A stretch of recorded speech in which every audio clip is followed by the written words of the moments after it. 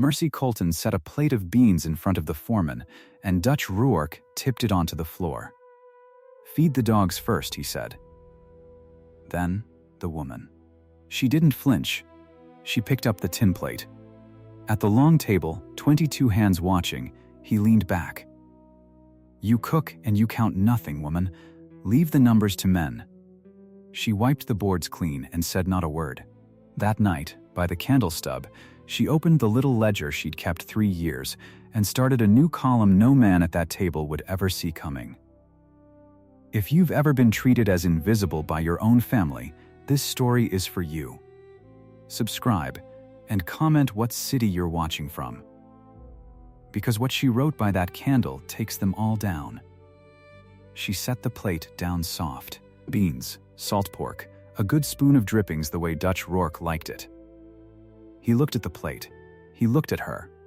Then he tipped it, slow, and scraped the whole mess onto the floorboards with the edge of his knife.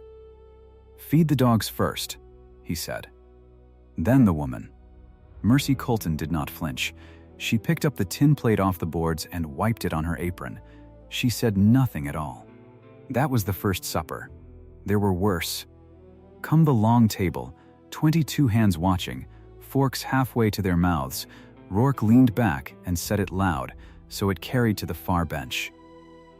"You cook and you count nothing, woman. Leave the numbers to men." A few of them laughed. Most just looked at the plank in front of them. Mercy took up her rag and wiped the table clean where he'd spilled his coffee, and she let him have his laugh. But that night, by the stub of a candle, she opened the little ledger she'd kept for 3 years. And she started a new column. A column no man at that table would ever see coming.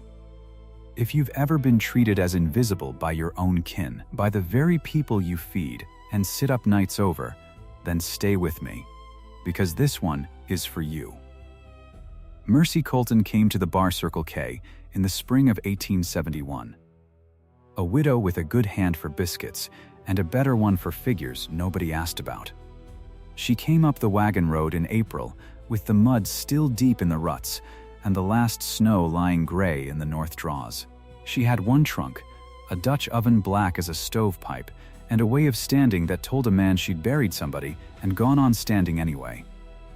Amos Kettle, who owned the outfit, hired her off the porch without rising from his chair. He said the last cook had run off to the mines, and the men were living on hardtack and meanness. He said she could have the cookhouse and the little lean-to room behind it, and a wage he named low and quick. The way a man names a wage he means to shave later. She took it. She'd have taken less. She was 41 years old, and the world had a short list of places for a widow to stand, and this was one of them. The cookhouse was a long, low room with a stone chimney at the west end, and a table down the middle worn pale from elbows. First thing she did was scrub it. Second thing she did was learn the men. Not their names, though she learned those too. She learned their coffee. Old Pruitt took his black and bitter and would send it back if it came weak. The Mexican vaquero they called Chino liked a spoon of molasses in his and was shy about asking.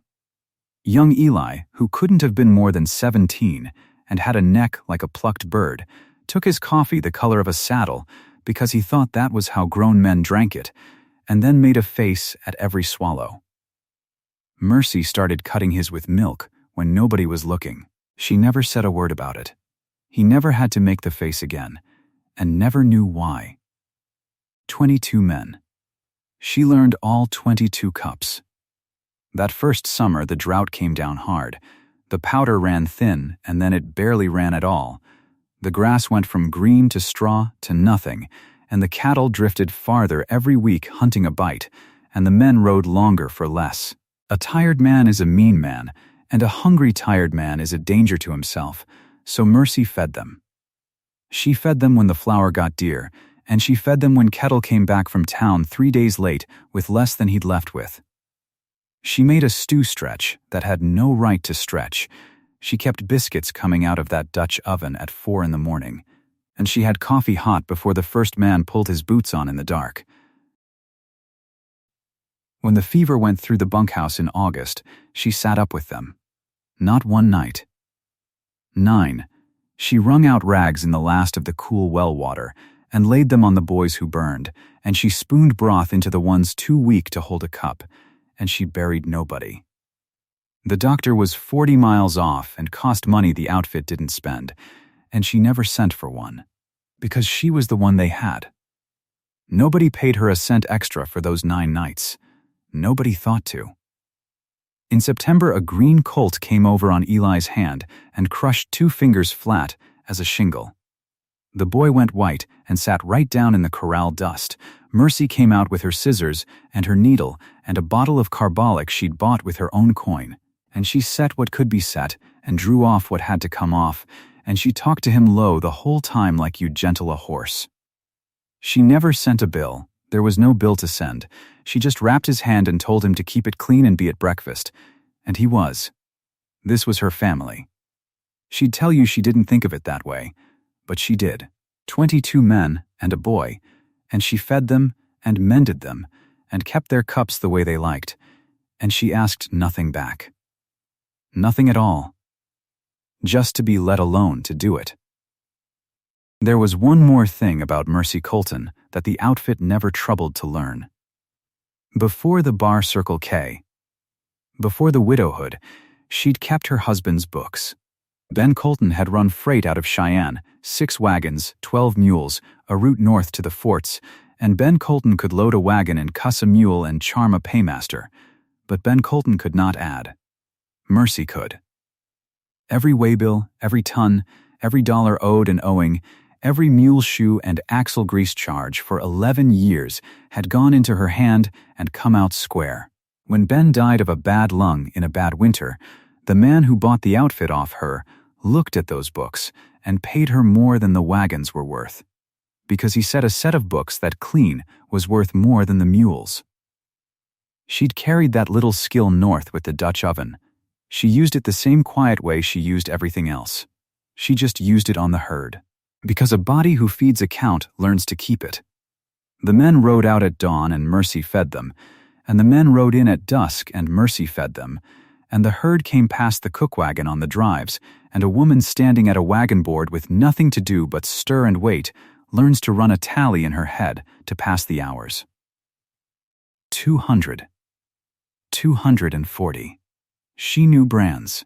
She knew the Bar Circle K iron, and she knew the neighbor's irons, and after 3 years she could tell you within a dozen how many head the outfit was running, which was more than Amos Kettle could tell you, and a good deal more than Amos Kettle thought his cook could tell. Nobody thought the cook could read a brand. That was the thing about being invisible. You could see everything. Now, the foreman. Dutch Rourke was a big, smooth-faced man who'd come up to the Bar Circle K a year before Mercy and made himself necessary. He knew cattle, that was true, and he could push a drive and break a horse and back a man down with a look, and Amos Kettle leaned on him the way a drunk leans on a rail. What Kettle drank, Rourke ran, and Dutch Rourke had figured out something about a drought that a smarter, soberer owner might have caught. In a dry year, cattle die, and nobody counts the dead too close. The bones are out there in the draws, and the coyotes take the rest, and a number that says died in the drought is a number no man questions. So Rourke had started to move them. Mercy didn't know all of it yet, not that first summer. All she knew that first summer was that Dutch Rourke had decided, early and hard, that he did not like her. Maybe because she watched. Maybe because she didn't laugh. Maybe because a man running a crooked count doesn't like a quiet woman standing at the edge of his firelight with her hands folded and her eyes open. Whatever it was, he set out to make her small. The first offense was money, and it was private. It was a Saturday in July when Rourke did the paying, standing at the cookhouse door with the little lockbox from Kettle's desk. He counted Mercy's wage into her hand short by $1.40, and when she looked at it, and then looked at him, he said, "Salt, just that. You've used more salt than the book allows, so I've docked you for it." There was no book that allowed anything. There was no accounting of salt. There was only Rourke deciding a widow could be robbed of $1.40 and would have to swallow it. Because who would she tell? And who would believe her? And what was $1.40 to a man like Dutch Rourke? Mercy closed her hand on the short pay. She said, "All right." That's all. And she went back inside and started the biscuits, and that night by the candle she opened the ledger and wrote in the small square hand Ben Colton had loved her for, the date, and the words, "Docked $1.40. Salt." No salt weighed. A book keeps what a mouth forgets. The second offense had a witness, and that was worse, because it meant it wasn't between the two of them anymore. It meant others would learn where she stood. They were coming off a hot ride in September, the men filing in dusty and short-tempered, and Mercy dished the plates as they came. She always ate last. That was only right. The cook eats last. But that night Rourke made a thing of it. He waved the men through, and then, when the pot was near scraped, he took her own plate off the shelf and dished her the cold bottom of it himself, the burnt part, the gristle, and set it at the far end of the table away from the fire. "The cook can eat what the cook makes," he said. "Pleasant as you please." "Cold enough for you?" Young Eli was sitting near. 17 years old, hands still stiff from the colt, and he went red to the ears. He looked at that cold plate in front of the woman who'd sat up 9 nights with the fever and set his own crushed fingers, and he opened his mouth. Mercy caught his eye. She gave him the smallest shake of her head. "Not now. Not for this." And Eli shut his mouth and looked at his own plate, ashamed all the way down, and Mercy ate her cold burnt supper without a word and let Dutch Rourke have that one too. She wrote that one down as well. Not the shame of it, just the fact. She'd found that facts kept better than feelings. Feelings burned off. Facts stayed square on the page and waited. The third offense was public, and it was counted, and it was the one that told her exactly what she was dealing with. It came on payday after the fall gather, the big one, when the trail drive bonus was owed. Kettle had promised the hands $2 a head on everything they pushed to the railhead. That was the deal, made loud in the spring to keep good men through a dry year. And the men had ridden themselves raw for it. Now they lined up at the cookhouse door in the cold bright morning, and Rourke stood there with the box and Kettle beside him, and Rourke paid the bonus. He paid it short. Not everybody's. He wasn't a fool. He paid most of them close to true. But 3 of them, Chino and old Pruitt, and a quiet Kansas man named Dietz, he shorted plain, $40 and $50 apiece, and when Pruitt spoke up, Rourke had the answer ready. "Drought loss," he said. "You count on head we drove, and we lost head on the way, died on the trail, so the count come up short and the bonus with it. That's cattle. That's the business." And he said it looking at Kettle, and Kettle, half in the bottle already at 10 in the morning, nodded along like it was scripture, because Rourke had told him the same story so many times Kettle believed it in his bones. The drought took them. The sky took them. Nobody's fault. Sign here. Pruitt didn't have the numbers to fight it. None of them did. They knew they'd pushed a big herd, and they knew the money was light. But the gap between what a man remembers and what a man can prove is the exact size of a foreman's skim, and Rourke lived in that gap comfortable as a house. Then, Mercy, standing at the door with the coffee pot, because she always had the coffee pot, said quiet, "How many head short, Mr. Rourke?"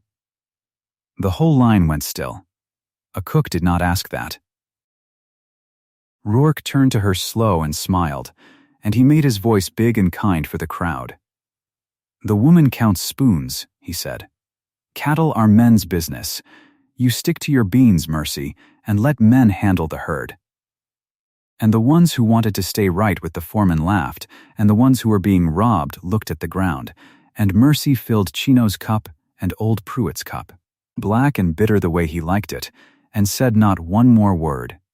But here is what none of them knew, standing in that cold, bright yard. She had been tallying that herd from the cookwagon for 3 years. Not because anyone asked, not because it was her place, but because a body who feeds a count learns to keep it, and she couldn't help it any more than she could help salting the stew. She knew what had gone up the trail. She knew what a fair loss looked like on a real drive, and she knew the number Rourke had just called drought was 3 times that, and then some. She stood in that doorway with the coffee steaming, and she did the sum in her head, plain as a bell, and she knew. He wasn't losing cattle to the sky, he was moving them. And he was shorting the men to paper over the moving. She wrote it all that night. The 3 names, the amounts, the exact words. Rourke, before witnesses, cattle are men's business. And under it, the herd count as she'd carried it, and the gap, and one word she underlined once. Not drought. A book keeps what a mouth forgets. She was starting to think it might keep more than that. The knowing changed her. Not on the outside. On the outside she was the same, up at 4, biscuits by 5, 22 cups kept true. But underneath she'd gone quiet in a new way, a working way, the way still water is working when there's a current under the ice. She started paying a different kind of attention. She watched which men rode out at night and came back near dawn with lathered horses and nothing to show. 2 of them, mostly, a pair Rourke had brought on himself, hard cases who kept apart from the outfit and answered only to him. She watched the north line, where the country broke up into the badland draws that ran toward the county corner, good country to lose a thing in, or to move a thing through. And when she rode out on the buckboard for supplies, she took the long way once, up along the north fence, and she counted the graves the drought was supposed to have dug. There weren't enough bones. That was the thing that settled it in her, cold and final, sitting the buckboard on a gray afternoon with the wind coming off the flats. If 140 head had died, and 140 was the number Rourke had put in Kettle's book, she'd seen the tally sheet tacked by the desk, then the draws should have been white with them. Ribs and hip bones and hide, gone leathery in the sun. There'd have been a stink on the wind for a mile. But there was hardly anything out there. A few, sure, the real losses, the true dead any dry year takes. Not 140, not a tenth of that. The rest hadn't died. The rest had walked.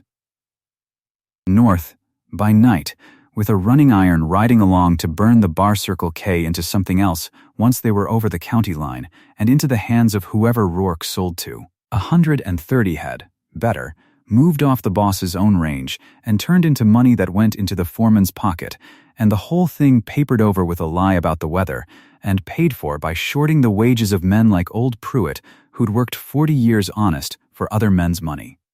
She sat the buckboard a long while in the cold. She thought first, the way you'd think, that she ought to tell Kettle. He was the owner.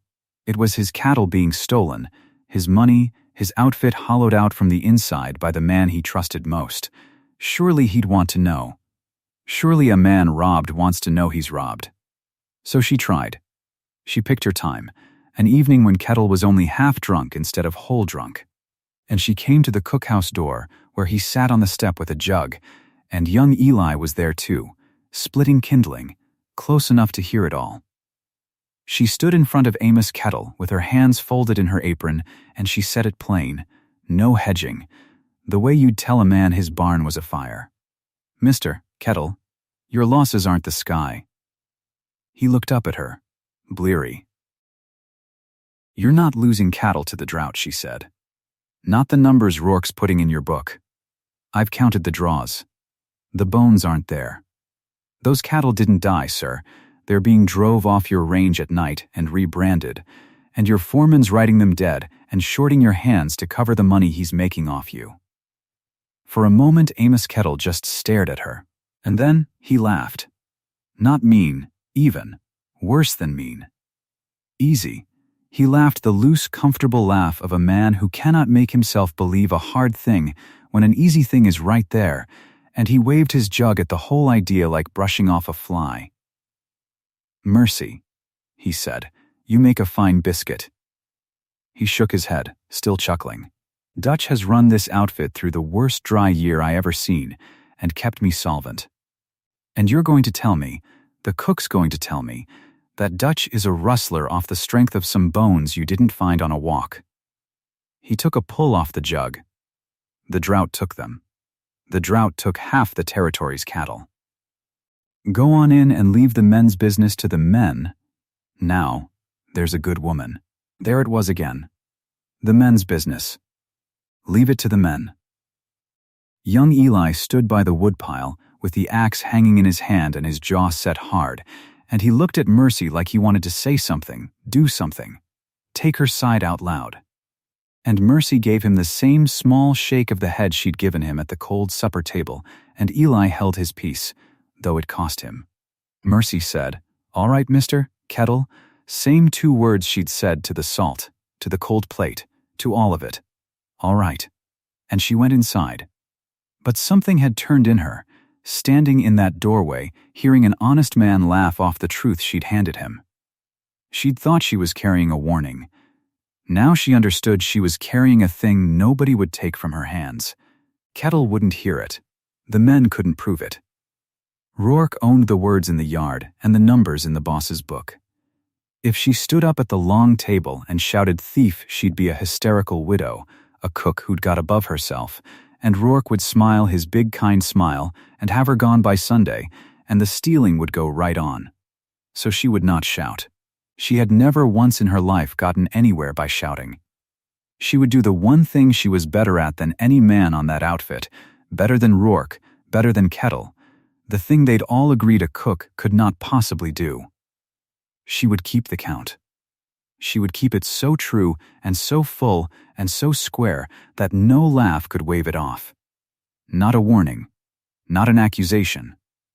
A record, line after line, date after date, in the small hard hand that a freighter had once said was worth more than his mules.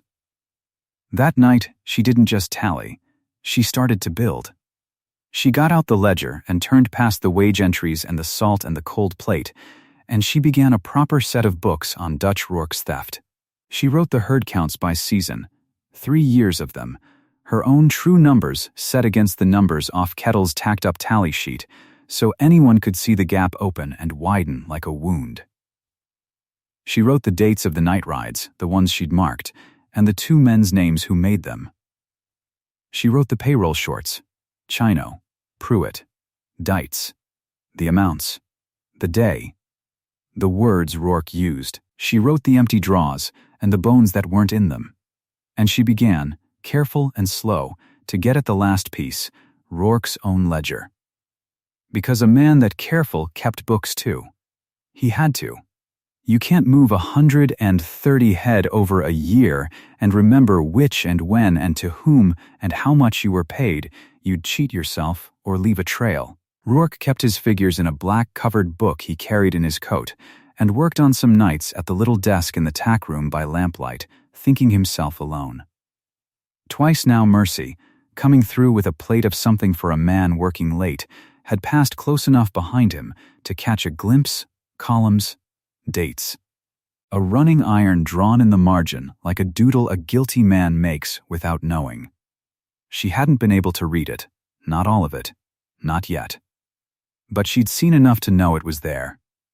His book and her book, and if the 2 were ever laid side by side, his numbers of cattle lost against her numbers of cattle moved, his money in against the money missing from the men's pay. The match would hang him. That was the case. Not a story. Not a woman's word against a foreman's. 2 sets of books that could not both be true, and only one of them kept clean. She sat back from the candle and looked at what she'd started, and she made the decision that turned everything after it. She would not take it to Kettle again. Kettle had laughed. Kettle would go on laughing right up until the day it ruined him, because Kettle needed to believe the sky was to blame more than he needed to keep his cattle. Taking it to the owner was taking it to a man who'd already chosen not to know. She would take it to the law. There was a circuit marshal who rode the territory, a U.S. marshal named Hayden Cole, a name spoken with respect even by men who broke small laws themselves. Cole didn't come for talk.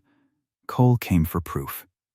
A woman riding up to say my foreman's a rustler would get a nod and a thank you, ma'am, and nothing else. But a woman laying down a book, dates, brands, counts, names, the payroll to the penny, cross-matched to the thief's own ledger. That was not a woman talking. That was evidence. That was the kind of thing a man like Hayden Cole would put his boot up on a rail and read. So she'd build the book until it was whole. She'd get Rourke's own figures somehow, the last piece. And when it was complete, she would find a way to send for the Marshal, quiet, and put it in his hands. She trimmed the candle down to save what was left of it. Outside, the wind worked at the cookhouse eaves, and somewhere a horse blew and stamped in the dark, and Mercy Colton sat over the little ledger a long time, not writing now, just looking at the columns marching down the page in her small square hand. Then, she heard the boot on the step. The latch lifted. The door swung in on the cold, and there in the black doorway, with the wind behind him and the lamplight catching one side of his big smooth face, stood Dutch Rourke, looking straight at the open book beneath her hand. She did not close the book. That was the thing she'd think about later, in the good years, how her hand stayed flat on the open page and did not so much as twitch toward the cover. To close it now was to name it. So she left it lying there and looked up at him the way she'd look up at any man come to the cookhouse past dark wanting something. "You're up late, Mr. Rourke," she said. "There's coffee if the pot's not gone cold." He came in and shut the door behind him. He filled the low room. He always did. He looked at the book, and then at her, and then back at the book, and she watched him try to read upside down in bad light and fail. "What's that you're at?" he said. "Butter and flour." She turned the page toward him an inch, no more. Numbers in her small square hand. Pounds, prices, a running sum. "Kettle wants to know where the flour goes when a barrel don't last the month. I keep it so nobody can say the cook's careless with the stores." Rourke looked a long moment. She had made that page for exactly this. She had made it 3 weeks back and kept it on top, a false face over the true book beneath the false one, because a body who feeds a count learns to plan for the knock on the door. "Huh," he said. The sound a man makes when a thing bores him. "Careful with the salt, too, while you're at it." "I always am." He grunted and turned and went, and the cold came in behind him, and then the door shut it out, and Mercy Colton sat with her hand flat on the page and did not breathe right for a while. Then she lifted the false page. Underneath it the true book waited, the columns marching down, dates, brands, the night riders' names. 140 head that died on paper and walked on grass. She had built most of it now. She needed one more thing, and she knew where it lived. It lived in Rourke's coat.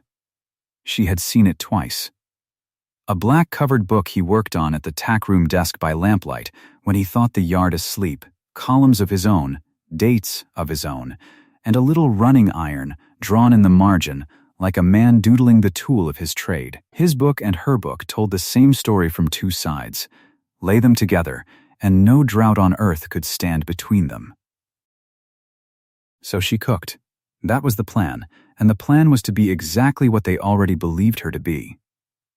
She fried the meat and boiled the beans and kept every man's coffee the way he took it, Pruitt's black and bitter, Chino's sweet with molasses, Eli's with too much sugar because he was 17 and still had a boy's tongue. She smiled when Rourke wanted a smile. She filled his cup before he asked. She was the cook. She counted spoons. And the whole time the book grew. There came a morning she was writing at the little desk in her lean-to, the true book open, and she did not hear the step. She heard the voice. "Still at your butter." She did not jump. She had trained herself not to jump the way you train a green horse not to shy, by making the frightening thing happen over and over in her own mind until it lost its teeth. She finished the figure she was on, calm as churning, and set the pen down. "Barrel came up short again," she said. "I'll find where it's going if it kills me." Rourke leaned in the doorway. His eyes went to the page. She had the false face on top again, always, a habit now like crossing herself. Butter, flour, pounds, and prices. He looked at it, and his mouth curled. "You know what your trouble is," he said. "You count things that don't need counting. Butter, flour, a man could go mad." He tapped the doorframe. "Kettle keeps you because you make a biscuit. Don't get to thinking it's for your numbers." "No, sir.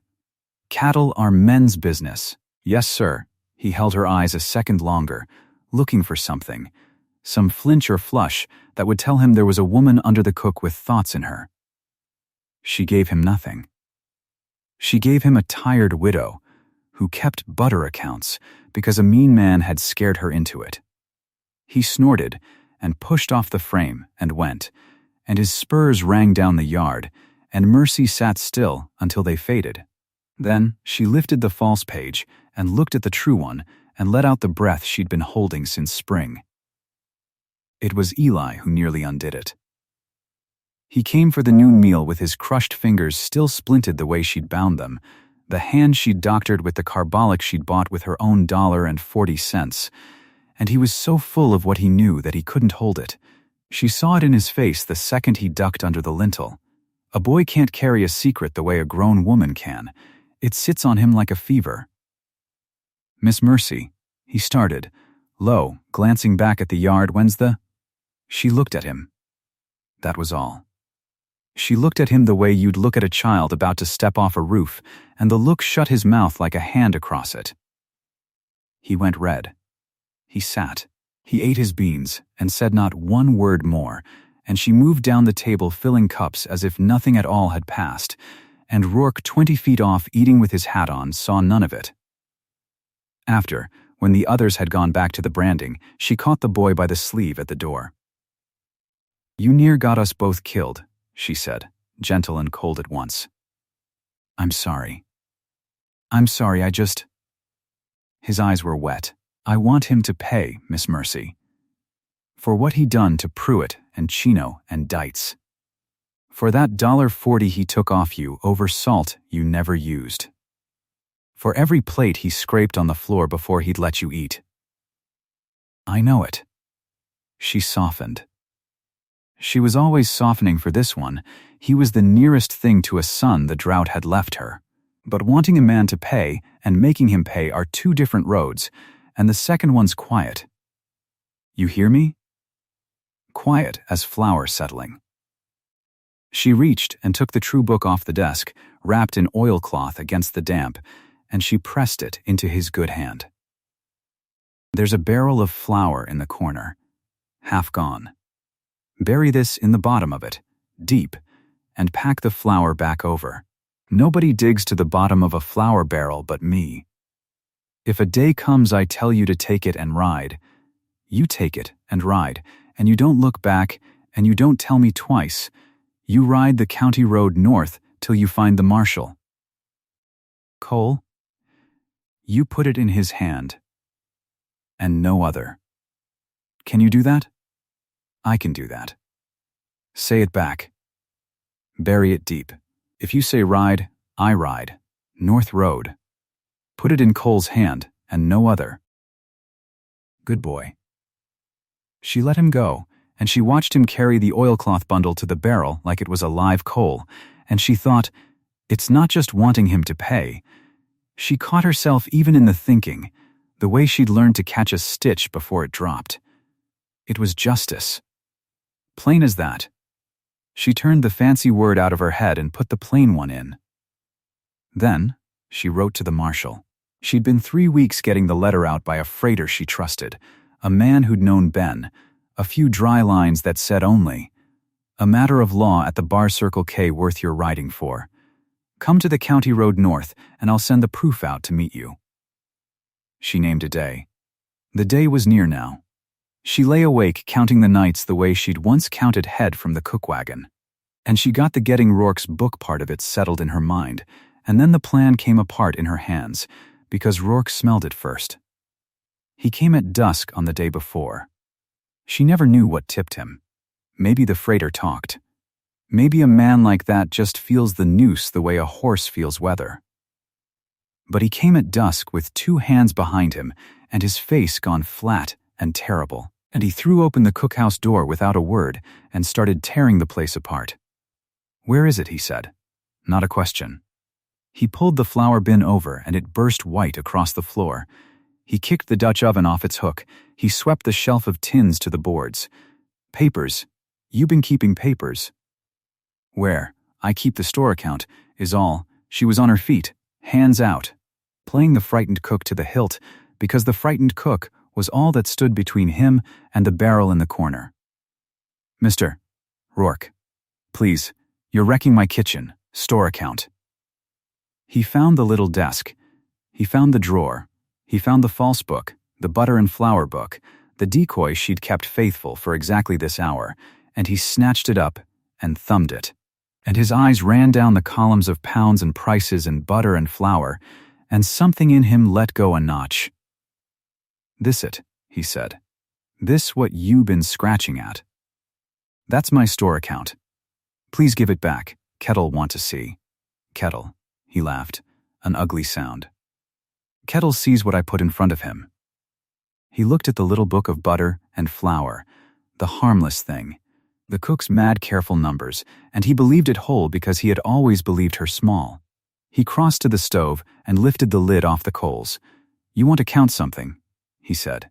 "Count this." He dropped the false book on the fire. The pages caught.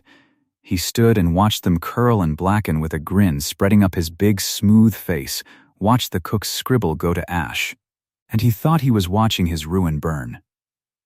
Mercy stood with her hand over her mouth and let him think it. She let a tear come, and it wasn't hard, standing in her wrecked kitchen with the flour like snow on everything. She let him have the whole of it, because the true book was 40 miles gone by then. Eli had ridden out that dawn.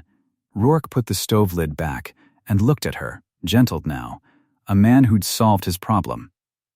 "You count spoons," he said, almost kind. "Leave the rest to men." And he went, and his two hands went after him, and Mercy stood alone in the ruin and lowered her hand from her mouth, and there was no fear left on her face at all. Only the long, level look of a woman watching the far road. Marshal Hayden Cole rode in the next evening at the branding pen, at dusk, with the fire hissing and the iron in the coals, and 22 men working the calves, and Eli half a length behind him on a blown horse, and an open book in the marshal's hand. He didn't announce himself. He put his boot up on the corral rail, and the yard went quiet the way a yard does when the law arrives, all at once and without a word passed. Rourke straightened from the fire with the running iron in his fist, the real one, the working one, and his face, when he saw the book in Cole's hand, went the color of tallow. "Which of you is Rourke?" Cole said, though he plainly knew. "I'm Foreman here." Rourke's voice came out wrong. "What's your business, Marshal?" "My business is a set of books." Cole opened the tally to where a ribbon marked it. The fire hissed and spat. 140 head down in Amos Kettle's ledger as drought loss, spring through fall. Same 140 head down in this book as driven north by night, dates and men named, and rebranded. I count 9 nights of it. The rocking K burned over the bar circle K, which any fool can read in a running iron. He turned a page. Chino, Pruitt, Dites, shorted $40 and $50 apiece on a trail drive bonus of $2 a head. The shorted sum matched near to the penny against the beeves that walked off. $1.40 docked off the cook for salt she never spilled. He looked up. It's all here. Every line of it cross-matched to a black covered book with a running iron drawn in the margin. That'd be your book, Rourke, the one in your coat. Rourke's hand went to his coat and stopped.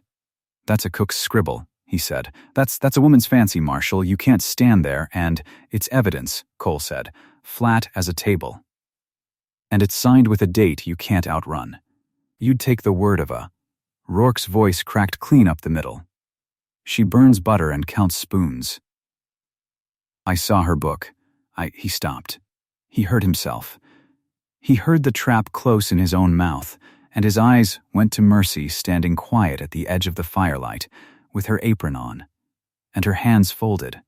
And he understood, finally, all at once, what the cook had been at for 3 years while he called her small.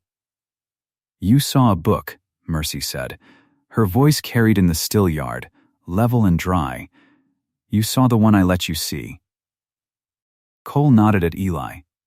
"Boy, you rode this out to me. You've heard her read it. Call the count." Eli stepped up on the rail. He was 17, and his voice shook at the start, but he got it under him, and he said the count out loud from memory, the whole of it, brand by brand and night by night, and every figure fell out of his mouth exactly as it lay on the page in Cole's hand, because Mercy had drilled it into him on the ride's eve the way she'd drilled his splinted fingers straight. When he finished, there was no sound but the fire. "Take him," Cole said. Rourke moved then. He came off his heels with the running iron swinging up, going for the Marshal or the boy, or maybe just for the far dark. But he never got the first step whole, because Pruitt stepped into him. Old Pruitt, who took his coffee black and bitter, who'd been shorted $50 and swallowed it, put a shoulder into Dutch Rourke's chest and set him back on his heels. And Chino got the iron out of his hand, twisted it out, the Mexican vaquero he'd cheated of his molasses sweet share, and Dietz got the gun belt, quiet Kansas Dietz, unbuckled it off the man's own hips, slow and deliberate, while Rourke stood there with 2 of them holding his arms, and the hands he'd cheated took him apart without a blow struck. Cole came off the rail and ironed his wrists. Rourke stood there with the cuffs on and the firelight jumping on his big, smooth face, and he looked at Mercy across the pen. All the swagger was run out of him. What was left was just a man who'd been counted and hadn't known it. "You counted me," he said. Mercy wiped her hands on her apron, slow, the way she wiped them after every meal she'd ever set before him. "I kept what your mouth forgot," she said. That was all. She didn't raise her voice, and she didn't step toward him. She'd said the truest thing in the yard, and she said it once and let it lie, and the men holding Rourke's arms felt it land, and Rourke felt it land, and he had no answer, because there wasn't one. A mouth forgets. A book keeps. He'd built his whole ruin on believing a woman couldn't hold a figure, and the figure had held him. They walked him out to the wagon. Nobody helped him up, but the law. Amos Kettle stood back by the barn through all of it, and he'd heard every word, and the whiskey went out of his face while he stood there and left it gray. He was a man watching 3 years of his own losses turn from an act of God into an act of theft, and worse than the theft was the other thing dawning slow behind his eyes, that he'd been told. That a woman had stood in his office with the boy Eli beside her and said, "Your losses aren't the sky, Mr. Kettle, plain as noon," and he had laughed her out the door. He came to the cookwagon after, when the yard had emptied and the fire was banked, when Rourke was gone down the north road with the Marshal and the men had drifted off to talk it low among themselves. He came to the cookwagon door hat in hand, sober as a stone, and he stood in the light from the doorway and couldn't get the first word out for a while. "You told me," he said finally, "in my own office." And I laughed. Mercy was at the stove. She didn't turn around all the way. She reached and took a cup down off the shelf, one of the 22 she washed every night of her life, and she set it on the board. "Sit," she said. "The coffee's still hot." That was the whole of it. No, I told you so. No standing over him. She'd earned every hard word a woman was owed, and she spent not one of them, because gloating was a thing a mouth did, and she was past mouths now. She poured him a cup and set it in front of him, and he sat down heavy at her table, like a man let down off a rope, and he drank her coffee, and after a while he asked, low, could he see the figures? She showed him. She turned the true book to the payroll pages and showed him what was owed and to whom.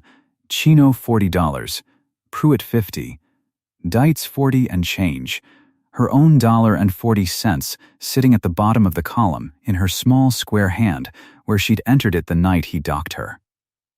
Kettle read it all. Then he got a stub of pencil out of his own vest, and he sat there at the cookhouse table and figured the men their true payoff her numbers, line by line, and signed each one, and it was done by the book.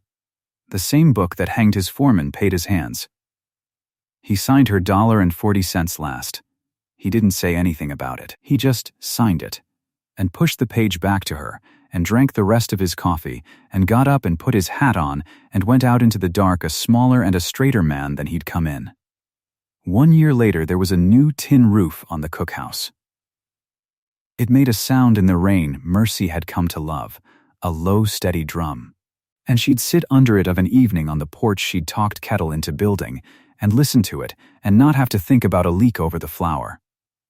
There was a real desk by the window now, too, a proper ledger desk with a slanted top, and on it, a proper ledger with a green cloth cover, and the herd counts marched down the pages true. She was foreman of the count now, in all but the name, and the name would come. Kettle didn't sign a thing anymore he hadn't checked against her book.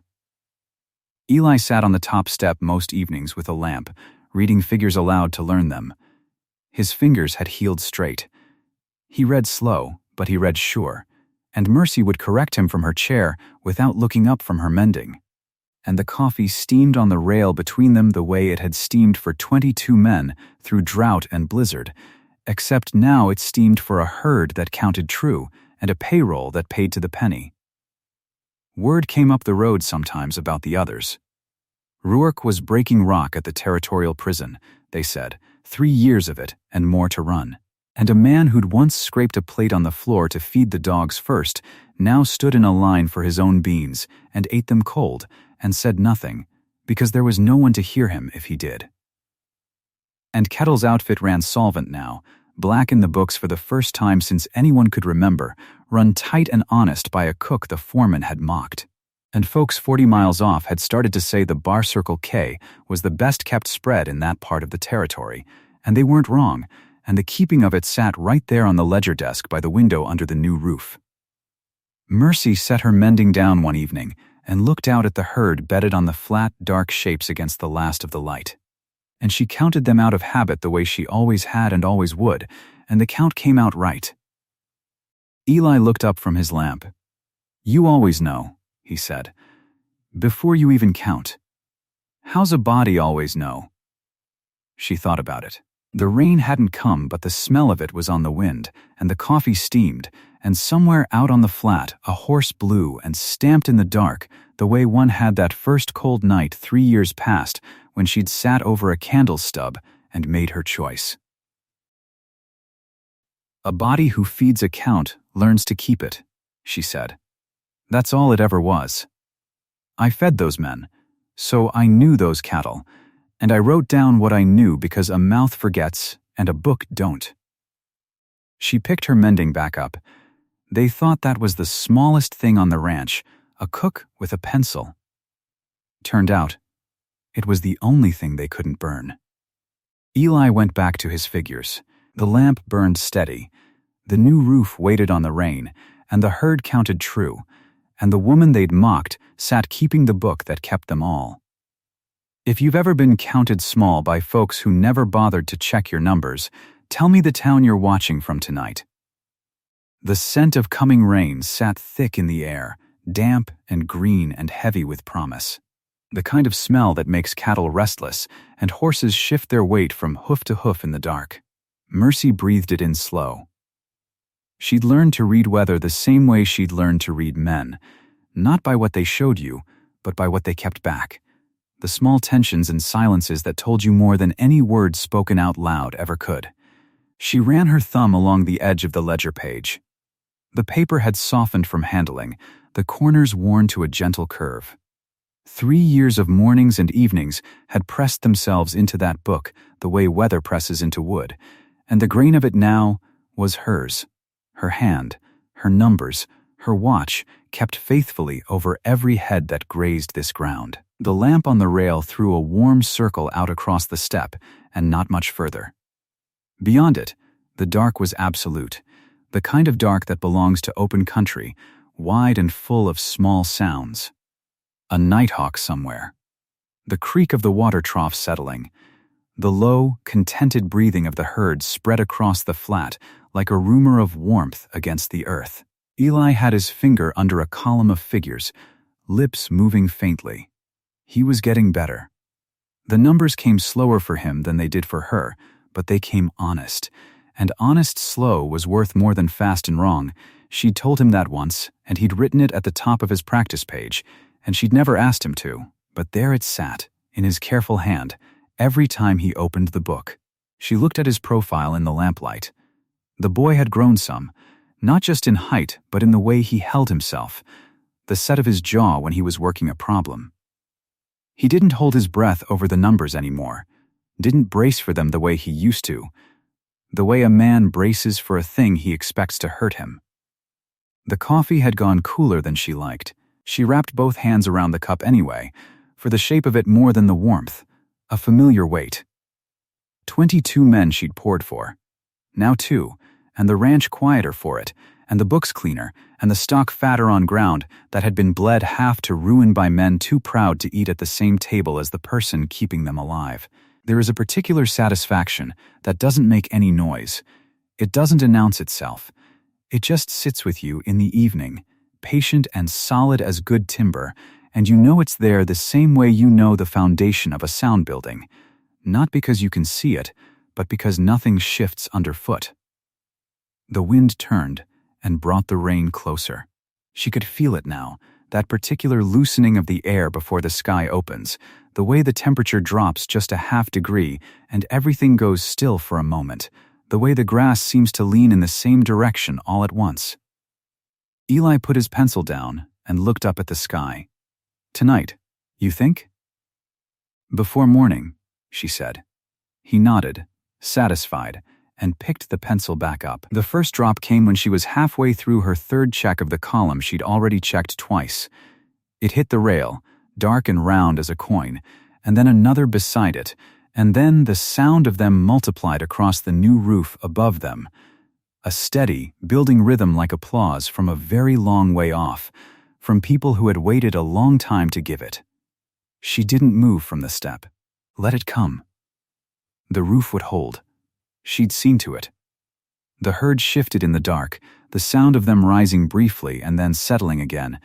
Animals that had learned this range, learned the hands that counted them, learned the particular quality of evenings when nothing was wrong and everything was accounted for. Stock knows. People pretend they don't, but stock always knows. Eli tilted his head back and let the rain hit his face for a moment, eyes closed. Something like relief moving across his features, and she understood it. The relief of a dry spell breaking is a physical thing. It unwinds something in the chest you didn't know was wound. Then he ducked under the porch's edge and kept writing, the pencil moving without pause, rainwater drying on his brow. She thought about the men who had sat in the good chairs and eaten the food she'd cooked and drunk the coffee she'd made, and never once asked how she knew the things she knew. She thought about the long evenings she'd spent at the small table near the kitchen fire, with a book that wasn't hers, and a candle burned to a nub, writing down what she saw because she had no other place to put it. She thought about the morning she'd opened the ledger and found the gap.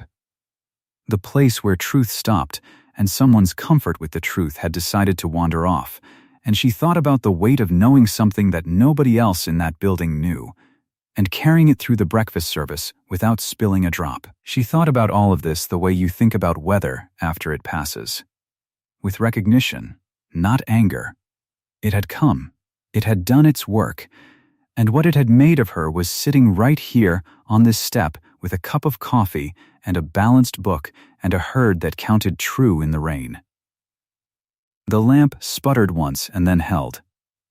Good oil in it. She'd seen to that too. Eli finished his column and checked it a second time, running his finger down the margin, and she watched his face and saw the moment the numbers resolved for him, that small, clean settling behind the eyes when a thing comes out right. "Comes out right," he said quietly, to no one in particular, or maybe to the numbers themselves. "It does," she said. "When you put in what's true." The rain fell straight and steady on the new roof of a ranch that owed nothing to anyone. The books balanced, the herd counted, the road coming in from the south empty and quiet and washed clean. She opened the ledger to the next blank page. Set her pen to it. The night was long, and the numbers were hers, and there was still a great deal worth keeping.